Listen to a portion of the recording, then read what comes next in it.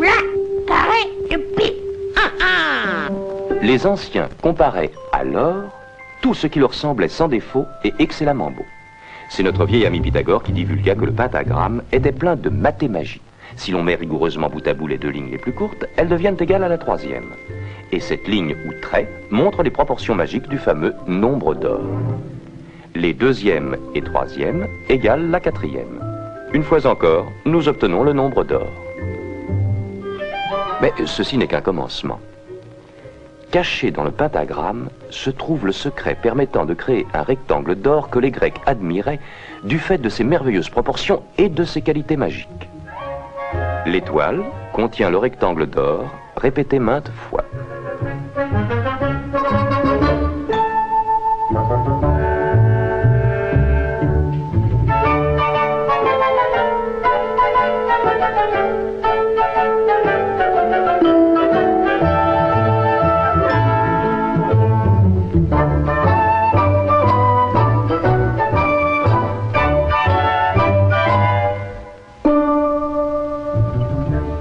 C'est une figure uniforme remarquable qui peut mathématiquement se reproduire à l'infini.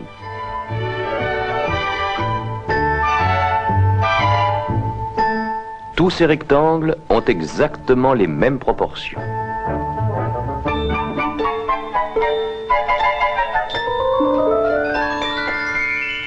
Cette figure contient également un hélicoïde magique qui répète à l'infini les proportions du nombre d'or.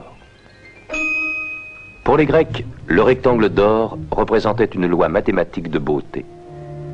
Nous le trouvons dans leur architecture classique. Par exemple, le Parthénon, le plus fameux édifice de la Grèce antique, contient plusieurs rectangles d'or.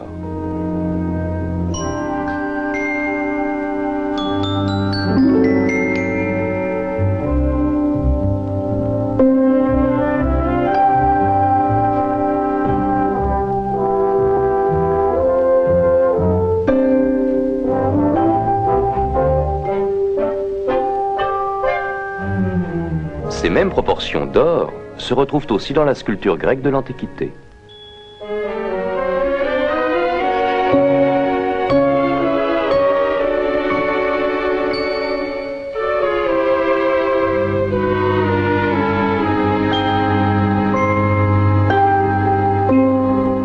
Au cours des siècles qui suivirent, le rectangle d'or fut le constant idéal de beauté proposé à toutes les formes d'architecture du monde occidental. Notre-Dame de Paris en est un exemple extraordinaire. Ce n'était pas non plus un secret pour les peintres de la Renaissance.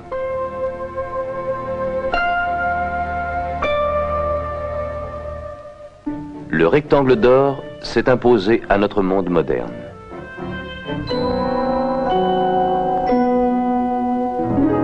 Les peintres modernes ont redécouvert la merveille de ses proportions. En fait, on trouve cette proportion idéale dans la vie même.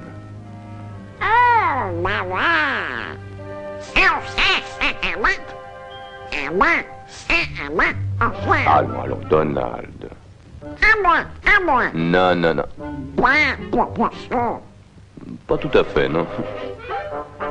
Ah, non, non, je crains que non, non. Ah, on ne peut pas être tous mathématiquement parfaits. Pourquoi pas?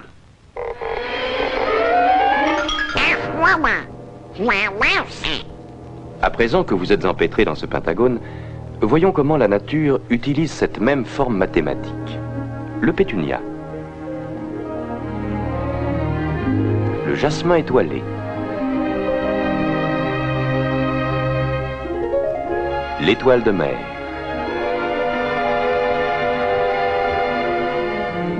Quant à cette fleur, elle est tellement parfaite qu'on la croirait artificielle. On trouve dans la nature des milliers de spécimens du type étoile, bien dignes d'être affiliés à la secte des pythagoriciens.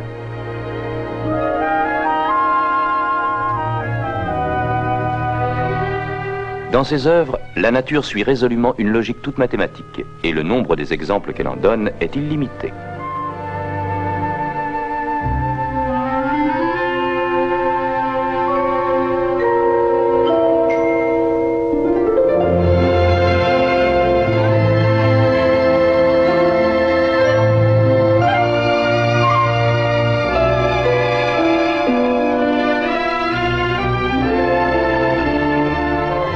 Les proportions admirables du nombre d'or sont souvent remarquables dans les hélicoïdes ou formes en colimaçon de certaines inventions de la nature.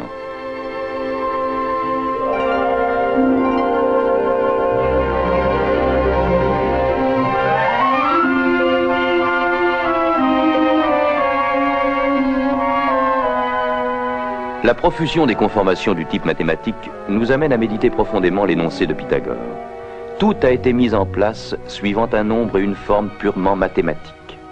Eh oui, on trouve les mathématiques dans la musique, dans la plupart des arts, dans presque tout. Et comme les Grecs l'avaient pressenti, les règles sont demeurées inchangées.